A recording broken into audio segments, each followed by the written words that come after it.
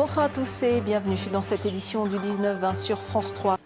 Notre dossier Grand Est de la semaine, on va parler du TER. C'est l'une des compétences majeures du nouveau Conseil régional du Grand Est et aussi un dossier prioritaire avec un budget de 430 millions d'euros sur un total de transport de 600 millions.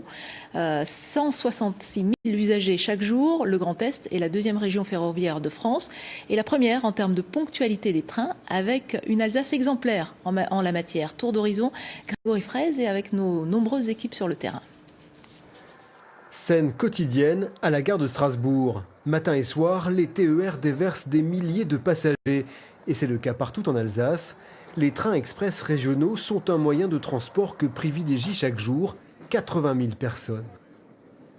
J'ai pas du tout envie d'être dans les bouchons, d'attendre 1h30 et de m'énerver en fait au volant. Ça me permet d'aller tranquillement vers le travail et de rentrer tout aussi sereinement le soir. Ça a des avantages, on peut bouquiner dans le TER, on peut terminer sa nuit, et voilà quoi.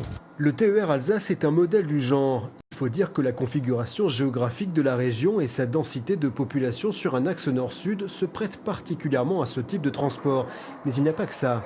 L'Alsace a toujours fait une priorité en investissant chaque année beaucoup d'argent, en encourageant la multimodalité, en maintenant des prix stables. Résultat, les trains les plus ponctuels de France, un taux d'abonnés record, 70%, et une fréquentation en hausse.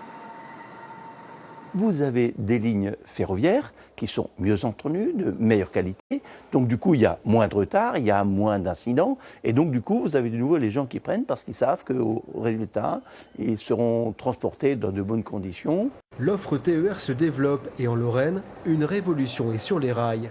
La vie des usagers va s'améliorer. C'est en tout cas la promesse et le message que la SNCF délivre lors de petits déjeuners d'information où l'on parle du tout nouveau cadencement. Une réorganisation complète du service et des horaires avec plus de trains en semaine, plus 25%. Alors c'est des trains en plus, c'est aussi des trains qui sur la plupart des lignes auront des horaires plus faciles à mémoriser. On pourra se souvenir, pour aller à Nancy, au départ de Metz, je pars à 2, à 32. En plus, ce sera entre Nancy et Metz, c'est à 2 et à 32 toutes les demi-heures. Donc c'est vraiment quelque chose de très en rupture par rapport à ce qu'on pouvait connaître avant. Les correspondants sont aussi mieux pensés, l'idée étant de convaincre de plus en plus d'automobilistes de préférer le train pour se déplacer en Lorraine. Et pourquoi pas d'ailleurs dans tout le Grand Est.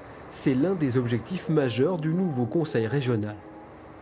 Le souci aussi, dans la grande région, parce qu'il y a des problématiques qui apparaissent avec cette grande région, c'est d'appuyer notamment sur les lignes TER, mais aussi sur d'autres lignes que nous serons amenés à gérer peut-être dans un futur proche, d'insister sur les liaisons ouest-est, qui ont toujours été un peu négligées dans cette grande région. Et c'est en Champagne-Ardenne que se trouvent les points d'appui pour ces nouvelles liaisons, à savoir les lignes 3 et 4, empruntées surtout aujourd'hui par les voyageurs pendulaires qui se rendent à Paris.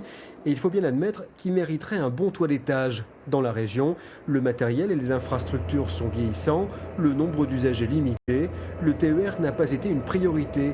La faute aussi, il est vrai, à une configuration géographique et démographique défavorable, mais cela pourrait changer.